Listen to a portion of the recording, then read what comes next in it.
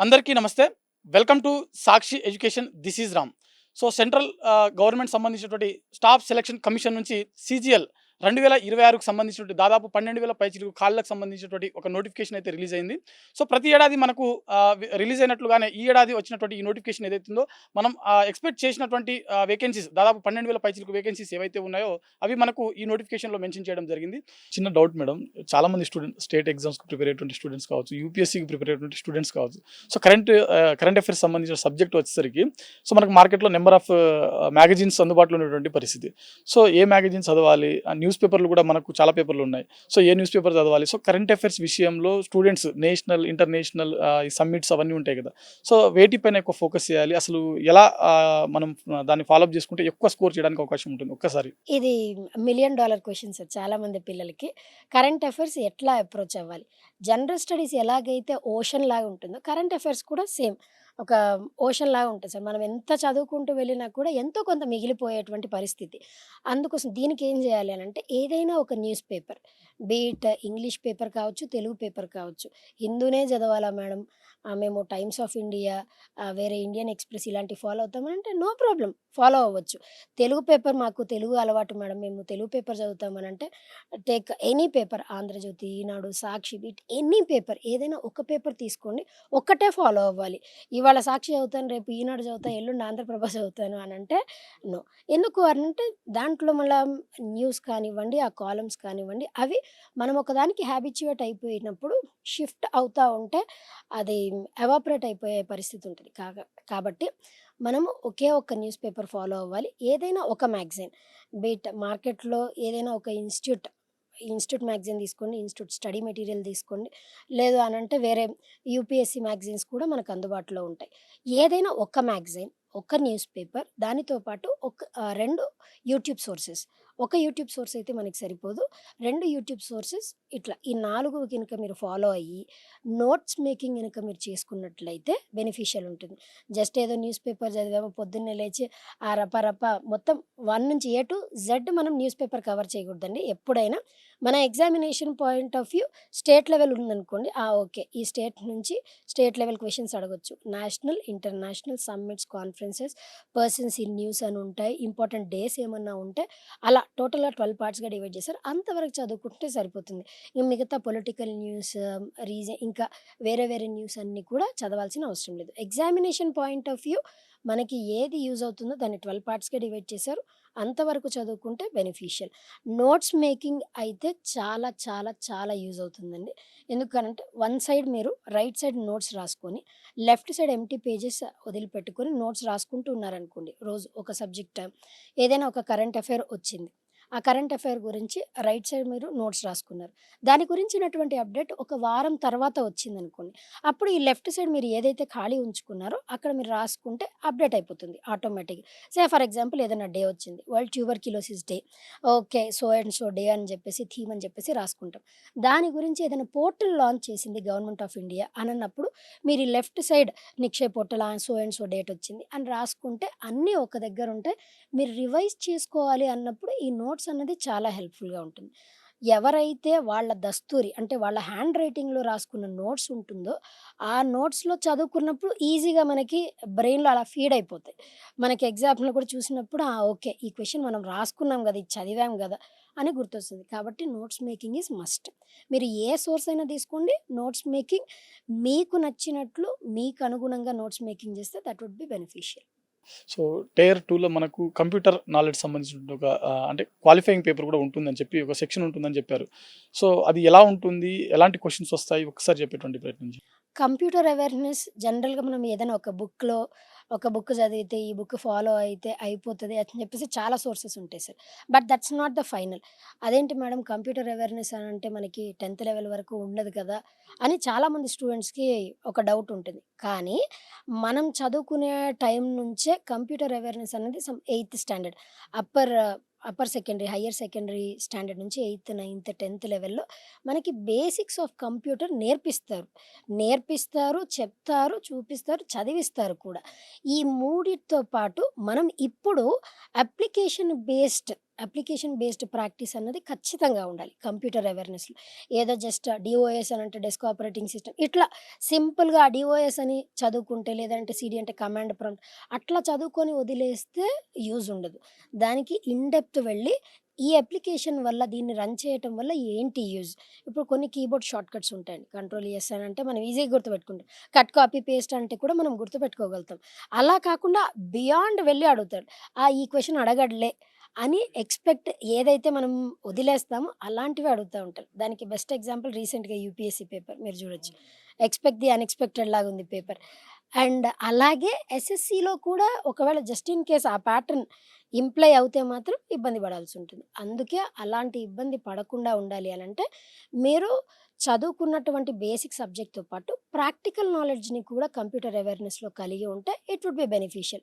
ఏముంది క్వాలిఫైయింగే కదా! 25 క్వెషన్స్‌కి మనకి 75 మార్క్స్‌కి 30, 40 రావా అని చెప్పేసి చాలామంది స్టూడెంట్స్ దాన్ని నెగ్లెక్ట్ చేస్తారు. ఇదివరకంతా కూడా పేపర్ చాలా ఈజీగా ఉండేది. క్వాలిఫై అయిపోయేవారు. కానీ ప్రీవియస్ ఇయర్ ఏదైతే ఇంతమంది ఫిల్టర్ అయిపోయారో దాన్ని బేస్ చేసుకొని కొంచెం భయం అన్నటువంటిది స్టూడెంట్స్‌లో వచ్చింది. కాబట్టి దానికి చాలా జాగ్రత్తగా, చాలా కేర్‌ఫుల్‌గా ప్రిపేర్ అవ్వాలి. అది one or the other way deciding factor కూడా అయ్యే అవకాశం ఉంది. అది మనం ప్రాక్టికల్‌గా లాస్ట్ ఇయరే నోటిఫికేషన్‌లో చూసాం కాబట్టి. సో చాలామంది స్టూడెంట్స్‌కి వచ్చేటువంటి డౌట్స్ ఏంటంటే madam, arithmetic, reasoning, English grammar ఇలాంటి టాపిక్స్ ఏవైతే ఉంటాయో ఖచ్చితంగా కోచింగ్ తీసుకోవాలా అని చెప్పి ఒక డౌట్ వచ్చేటువంటి పరిస్థితి కనిపిస్తూ ఉంటుంది. సో ప్రజెంట్ ఉన్నటువంటి ఈ టెక్నాలజీలో, అంటే టెక్నాలజీ యుగంలో, సో మనకు యూట్యూబ్ సోర్సెస్ ఉన్నాయి, చాట్‌జీపీటీ ఉన్నాయి. సో ఇలా ఎన్నో సోర్సెస్, మనకు ఆన్‌లైన్ సోర్సెస్ ఉన్నాయి. సో ఈ సిట్యుయేషన్‌లో స్టూడెంట్ అనేటువంటి వాడు ఆఫ్‌లైన్‌లో కోచింగ్ తీసుకుంటే బావుంటుందా? లేకుంటే ఆన్‌లైన్‌లో తీసుకుంటే బావుంటుందా? సిలబస్ కవర్ అవ్వాలనంటే స్టూడెంట్స్ ఏం నిర్ణయం తీసుకుంటే బావుంటుంది? It all depends on the individual sir. అంటే వాళ్ళ ఎడ్యుకేషనల్ బ్యాక్‌గ్రౌండ్‌ని బేస్ చేసుకొని వాళ్ళు కోచింగ్ తీసుకోవాలా? లేదా? అన్నది వాళ్ళు డిసైడ్ అవ్వాలి. ఎలా అనంటే ఫర్ ఎగ్జాంపుల్ ఇప్పుడు నేనే ఉన్నాను. నేను మ్యాథ్స్ బ్యాక్‌గ్రౌండ్ అనుకోండి. మ్యాథ్స్ బ్యాక్‌గ్రౌండ్ అయితే ఆల్రెడీ మీరు చిన్నప్పుడు నేర్చుకొని ఉంటారు. తర్వాత ఇంటర్‌లో ఎంపీసీలో, తర్వాత గ్రాడ్యుయేషన్‌లో మ్యాథ్స్ ఒక సబ్జెక్ట్‌గా ఉంటుంది కాబట్టి మ్యాథ్స్ అనంటే అంత భయం ఉండదు. ఆ ట్రిక్స్ కూడా మీకు కొంచెం ఐడియా ఉంటాయి. అందరికీ అన్ని ట్రిక్స్ ఇప్పుడు నేను మ్యాథ్స్ బ్యాక్‌గ్రౌండ్ అయినప్పటికి కూడా నాకు ట్రిక్స్ ఐడియా ఉంటాయని చెప్పలేము. కాకపోతే ఒక బేసిక్ నాలెడ్జ్ అయితే దాని గురించి మనకుంటుంది. వేరాజ్ నాన్ మ్యాథ్స్ బ్యాక్‌గ్రౌండ్ స్టూడెంట్స్ ఎవరైతే ఉన్నారో ఆర్ట్స్ బ్యాక్‌గ్రౌండ్ కానివ్వండి, సైన్స్ బ్యాక్‌గ్రౌండ్ కానివ్వండి, నాన్ మ్యాథ్స్ ఎవరైతే స్టూడెంట్స్ ఉన్నారో వాళ్ళు మాత్రం ఖచ్చితంగా ఈ ట్రిక్స్ నేర్చుకోవాలంటే ఎంతో కొంత ఇబ్బందయితే ఖచ్చితంగా ఉంటది. అలాంటి ఇబ్బంది పడకుండా ఉండాలి అనంటే ఏదైనా ఒక సోర్స్. అది కోచింగ్ అనే కాదండి. ఇప్పుడు మీరన్నట్టుగానే యూట్యూబ్ సోర్సెస్ మనకి చాలా అవైలబుల్‌లో ఉన్నాయి. అదేవిధంగా ఆన్‌లైన్ సోర్సెస్, ఆఫ్‌లైన్‌లో మెటీరియల్ అవైలబుల్‌లో ఉంది. అదంతా మనకి చదివితే మనం ప్రాక్టీస్ చేస్తే వస్తుందా అండి అనంటే చెప్పలేం. మళ్ళా స్టూడెంట్ నేర్చుకోగలుగుతున్నాడా? లేదా? గ్రాస్ప్ చేయగలుగుతున్నాడా? లేదా? దాన్ని బేస్ చేసుకొని ఉంటది. మీకు కోచింగ్‌కి వెళ్తే ఏమవుతుంది అనంటే, అక్కడ ఒక ప్రాబ్లమ్‌కి ఎన్ నంబర్ ఆఫ్ సొల్యూషన్స్ వాళ్ళు చెప్తారు మీకు. ట్రిక్స్ చెప్తారు, టిప్స్ చెప్తారు. ఎలా ఇచ్చినటువంటి టైమ్ లిమిట్‌లో మనం ఓవర్‌కమ్ చేయాలి దాన్ని. అది వాళ్ళు నేర్పిస్తారు. అండ్ మీకు వేరే సోర్సెస్ నుంచి కూడా మీరు నేర్చుకోవచ్చు. కాకపోతే మీరు ఎఫర్ట్ చేయగలిగితే coaching, go for it. Otherwise you have other sources free of cost మీకు సోర్సెస్ లభిస్తాయి. కాబట్టి అండ్ ఇంకా ఎవరైనా సీనియర్స్ గైడెన్స్ ఉన్నా కూడా వాళ్ళ ద్వారా కూడా మీరు నేర్చుకునేటువంటి అవకాశం. ఖచ్చితంగా కోచింగ్ అవసరమా అనంటే అవసరం ఏం లేదండి. ఖచ్చితంగా coaching is not necessary. Just in case మీరు ఎఫర్ట్ చేయగలరు. ఓకే. నాకింకా ట్రిక్స్ కావాలి. నేను ఇంకొంచెం ముందంజలో ఉండాలి అని అనుకున్నప్పుడు కోచింగ్ జస్ట్ ఒక 20, 30% హెల్ప్ చేస్తుంది. జస్ట్ ఒక గైడింగ్ లైట్ లాగా మాత్రమే పనిచేస్తదండి కోచింగ్ అన్నది. ఓకే. సో చాలామంది స్టూడెంట్స్ ఎక్కువగా తెలంగాణ, ఆంధ్రప్రదేశ్ ఉన్నటువంటి స్టూడెంట్స్ ఎవరైతే ఉంటారో స్టేట్ గవర్నమెంట్ ఎగ్జామ్స్ కోసం ప్రిపేర్ అయ్యేటువంటి పరిస్థితి కనిపిస్తా ఉంటుంది. సో మనకు గ్రూప్ 2, గ్రూప్ 1 లాంటి ఎగ్జామ్స్ కోసం ఇయర్స్ ఎక్కువగా వాళ్ళు స్పెండ్ చేసేటువంటి అవకాశం ఉంటది. 1 ఆర్ 2 అటెంప్ట్స్ ఇచ్చినప్పటికీ సక్సెస్ కారు. కానీ ఇక్కడ స్టేట్ విషయంలో మనం చూసినట్లయితే గ్రూప్ 2, గ్రూప్ 1 లాంటి నోటిఫికేషన్‌లు మనకు 2, 3 ఇయర్స్, కొన్నిసార్లు 4, 5 ఇయర్స్‌కి ఒకసారి నోటిఫికేషన్ మాత్రమే వచ్చేటువంటి పరిస్థితి కనిపిస్తా ఉంటది. సో ఈ స్టూడెంట్స్ ఎవరైతే ఉన్నారో సెంట్రల్ గవర్నమెంట్ ఇప్పుడు సీజీఎల్ కావచ్చు, సీహెచ్ఎస్ఎల్ కావచ్చు, ఎంటీఎస్ ఇవన్నీ ఇప్పుడు ఎస్ఎస్‌సి నుంచి మనకు నోటిఫికేషన్ వస్తా ఉంటాయి. ఆర్ఆర్‌బీ నుంచి వేరియస్ మనకు ఎన్టీపీసీ అదర్ నోటిఫికేషన్స్ కూడా వస్తూ ఉంటాయి. సో ఈ స్టూడెంట్స్‌కి ఒకసారి మీరు ఇటు ఆర్ఆర్‌బీ నుంచి కావచ్చు, ఎస్ఎస్‌సి నుంచి కావచ్చు, సో ఎలాంటి టైప్ ఆఫ్ నోటిఫికేషన్‌లు వస్తాయి? వీటికి ఇయర్ ఆఫ్ క్యాలెండర్ ఎలా ఉంటుంది? ఒకసారి చెప్పేటువంటి ప్రయత్నం చేయండి. Year long process sir. Year on years మనకి వేస్ట్ అవుతా ఉంటాయి. దానికోసం ప్రిపేర్ అయ్యే అభ్యర్థులు వేరేగా ఉంటారు. కాకపోతే సెంట్రల్ గవర్నమెంట్ అనగానే మన వాళ్ళు okay. South India this is not our cup of tea. ఇది నార్త్ ఇండియన్స్‌కే వస్తుంది అన్న ఒక అపోహ ఉంది sir. That is exactly myth. అది నిజమైతే గాదు. మనం కూడా నార్త్ ఇండియన్స్ ఎలాగైతే క్రాక్ చేయగలుగుతున్నారో సౌత్ ఇండియన్స్ మనం కూడా అంతే ఈజీగా క్రాక్ చేయొచ్చు సార్. కాకపోతే ఆ ఎగ్జామినేషన్ మీద ఉన్నటువంటి ఫోబియా వల్ల ఇదెందుకులే అన్నటువంటి ఫోబియా వల్ల వాళ్ళు క్రాక్ చేయలేకపోవటం, అసలు వీటి మీద శ్రద్ధ పెట్టలేకపోవడం జరుగుతుంది. కానీ మనకి ఎవ్రీ ఇయర్ కూడా unlike groups every year SSC నుంచి నోటిఫికేషన్ ఉంటుంది. ఎవ్రీ ఇయర్ రైల్వేస్ నుంచి నోటిఫికేషన్ ఉంటుంది. ఎవ్రీ ఇయర్ ఇంటెలిజెన్స్ బ్యూరో నుంచి ఇట్లా వేరియస్ డిపార్ట్మెంట్స్ నుంచి, వేరియస్ మినిస్ట్రీస్ నుంచి ఎవ్రీ ఇయర్ నోటిఫికేషన్స్ ఉంటాయి. అండ్ సెంట్రల్ గవర్నమెంట్‌లో మనకొచ్చే సాలరీతో కంపేర్ చేస్తే మనకొచ్చేటువంటి ప్రివిలేజెస్, అలవెన్సెస్ ఇవి చాలా చాలా చాలా బెటర్ ఉంటాయి sir compare to state government. అందుకోసమే central government is permanent job. State government కూడా పర్మనెంట్ జాబే. కాకపోతే compare to state government, central గవర్నమెంట్‌లో అలవెన్సెస్ కానివ్వండి, ఇప్పుడు సే ఫర్ ఎగ్జాంపుల్ ఒక రైల్వేలో పనిచేసే అభ్యర్థే ఉన్నారు అని అనుకుందాం. వాళ్ళకి సాలరీ సమ్ 30,000-40,000. ఆ సాలరీ కాకుండా వాళ్ళకిచ్చేటువంటి క్వార్టర్స్ కావచ్చు, టీఏ కావచ్చు, డీఏ కావచ్చు, వాళ్ళకిచ్చేటువంటి మెడికల్ అలవెన్సెస్ కావచ్చు, ట్రావెల్ అలవెన్సెస్ ఈవెన్ ఈ ప్రివిలేజెస్ ఎడ్యుకేషన్‌లో కూడా వాళ్ళకంటూ స్పెషల్ ప్రివిలేజెస్ ఉంటాయి. ఈ ప్రివిలేజెస్ అన్నీ కూడా మనకి central government central level of ఎగ్జామినేషన్స్‌లో లభిస్తాయి. Unlike state governments. And moreover రెగ్యులర్‌గా నోటిఫికేషన్స్ ఉంటాయి. UPSC highest standard. దాని తర్వాత SSC, railways, intelligence bureau, bank exams కూడా. ఇవి కూడా సెంట్రల్ గవర్నమెంట్ ఎగ్జామ్స్. కాబట్టి ఇవైతే తరచుగా రెగ్యులర్‌గా ఎవ్రీ ఇయర్ మనకి నోటిఫికేషన్ ఉంటుంది. స్టూడెంట్స్ ఫోకస్ చేయాల్సింది ఎవ్రీ ఇయర్ ఉండేటువంటి నోటిఫికేషన్. ఇప్పుడు నేనే ఒక అభ్యర్థిని ఎస్ఎస్‌సి, సీజీఎల్ క్రాక్ చేయాలి అని అనుకుంటున్నాను. నేనేం చేయాలి అనంటే ఆల్రెడీ నాకు దాని గురించి అవగాహన ఉన్నట్లయితే ఈ ఇయర్ నేను అటెంప్ట్ ఇస్తే సరిపోతుంది. అలా కాకుండా నేను ఇప్పుడే అవగాహన తెచ్చుకుంటున్నాను. ఇప్పుడే దాని గురించి అవేర్‌నెస్ నేర్చుకోవాలి, ఇంకా తెలుసుకోవాలి ఇదంతా ఉంటే మీరు నెక్స్ట్ ఇయర్ అటెంప్ట్ ఇచ్చారనుకోండి. ఈ ఇయర్ ప్రాక్టీస్ చేసి అవగాహన తెచ్చుకొని నెక్స్ట్ ఇయర్ అటెంప్ట్ ఇస్తే ఫస్ట్ అటెంప్ట్‌లో కూడా మీరు క్రాక్ చేయొచ్చు. అంత బావుంటాయి సెంట్రల్ గవర్నమెంట్ జాబ్స్ అనేవి. ఈ కైండ్ ఆఫ్ జాబ్స్ అన్నీ బ్యాంక్స్ కావచ్చు, ఎస్ఎస్‌సి కావచ్చు, రైల్వేస్ కావచ్చు, ఇంటెలిజెన్స్ బ్యూరో ఈ జాబ్స్ అన్నీ కూడా ఎవ్రీ ఇయర్ ఉంటాయండి. క్యాలెండర్ రిలీజ్ చేస్తారు. ఎవ్రీ ఇయర్ నోటిఫికేషన్స్ కూడా వస్తాయి. ఎగ్జామినేషన్ కొంచెం అటు ఇటు అవ్వచ్చు. పోస్ట్‌పోన్ అయ్యి అటు ఇటు అవ్వచ్చు కానీ డిలే అవుతుంది. కానీ ఉండడం మాత్రం పక్కా.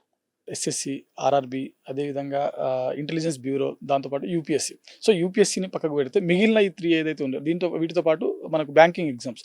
సో, వీటికన్నిటికి మాక్సిమం మనకు సిలబస్ ఏ విధంగా ఉంటుంది? కామన్‌గా ఉండేటువంటి అవకాశం ఉంటుందా? ఏదైనా సబ్జెక్ట్స్ అటు ఇటు ఉండేటువంటి అవకాశం ఉంటుందా? ఒక్కసారి మాక్సిమం వీటన్నిటిలో సిలబస్ సేమ్‌గానే ఉంటుంది సార్. బీట్ క్వాంట్స్ కావచ్చు, రీజనింగ్ కావచ్చు, జనరల్ అవేర్‌నెస్. ఈ 3 సబ్జెక్ట్స్ అయితే అన్నిటిలో కామన్‌గా ఉంటాయి. ఒకే ఒక్క సబ్జెక్ట్ ఎక్కడ డిఫర్ అవుతుంది అనంటే ఇంగ్లీష్. ఇంగ్లీష్ అన్నటువంటి సబ్జెక్ట్ మనకి రైల్వేస్‌లో కనబడదు. రైల్వేస్‌లో మీరు అసిస్టెంట్ లోకో పైలట్ తీసుకోండి, గ్రేడ్ 3 ఆఫీసర్ తీసుకోండి, ఎన్‌టీపీసీ తీసుకోండి. ఏ ఎగ్జామినేషన్ అయినా ఏ లెవెల్ ఆఫ్ క్యాడర్ అయినప్పటికీ కూడా మీకు ఇంగ్లీష్ అన్నది అసలు కనబడదు రైల్వే ఎగ్జామినేషన్‌లో. ఎస్ఎస్‌సిలో, బ్యాంకింగ్ ఎగ్జామ్స్‌లో, అదేవిధంగా ఇంటెలిజెన్స్ బ్యూరోలో వీటన్నిటిలో ఇంగ్లీష్ మాత్రం ఖచ్చితంగా ఉంటుంది. That makes the only difference. English subject ఒక్కటి మాత్రమే డిఫరెంట్ ఉంటుంది సార్. అదర్‌వైజ్ మీకు క్వాంట్స్ కావచ్చు, రీజనింగ్ కావచ్చు, జనరల్ అవేర్‌నెస్, జనరల్ స్టడీస్ ఇవన్నీ కూడా అన్నిటిలో సిమిలర్‌గా ఉంటాయి. కాకపోతే మనకి బ్యాంక్ ఎగ్జామ్స్ తీసుకోండి. బ్యాంకింగ్‌లో అయితే కరెంట్ అఫైర్స్ అంటే కరెంట్ అఫైర్స్ మాత్రమే ఉంటుంది. జనరల్ స్టడీస్ ఉండవు. ఇప్పుడు ఎస్ఎస్‌సిలో, ఇంటెలిజెన్స్ బ్యూరోలో జనరల్ అవేర్‌నెస్ అని ఇస్తాడు. అంటే జనరల్ స్టడీస్ కూడా ఇంక్లూడ్ అయ్యి ఉంటుంది. హిస్టరీ, పాలిటీ, జియోగ్రఫీ ఇవన్నీ కూడా చదువుకోవాలి. బ్యాంక్ ఎగ్జామ్స్ వాళ్ళకి ఇవన్నీ ఉండవండి. జస్ట్ కరెంట్ అఫైర్స్ మాత్రమే ఉంటుంది. ఈ చిన్న చేంజ్ ఏంటి అనంటే ఒకటి ఇంగ్లీష్, ఇంకొకటి జనరల్ స్టడీస్. ఈ 2 చేంజెస్ మాత్రమే ఉంటాయి ఈ లెవెల్ ఆఫ్ ఎగ్జామినేషన్స్‌లో.